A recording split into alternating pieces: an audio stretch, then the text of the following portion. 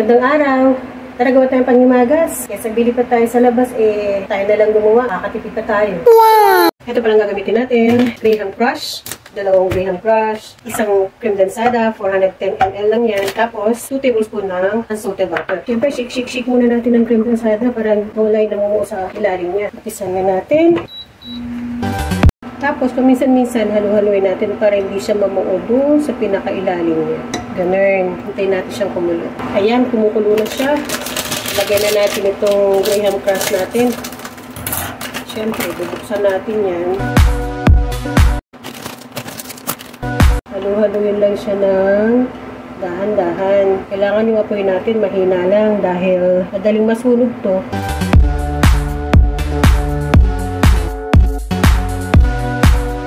Hindi mo na kailangan ng refrigerator para lang makagawa ng panghimagas at hindi mo rin kailangan ng oven. Sa kawali lang, pwedeng-pwede na.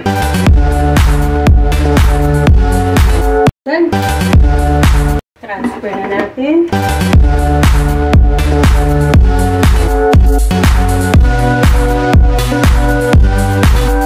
Ayan. Meron akong tira na cheese dito.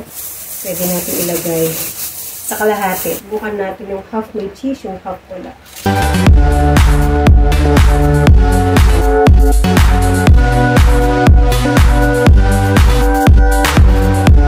Grabe, oh. Try natin yung walang cheese. Yung walang cheese. Pero parang mas gusto ko yung may cheese kasi nag-aagaw yung konting tamis at saka konting alat.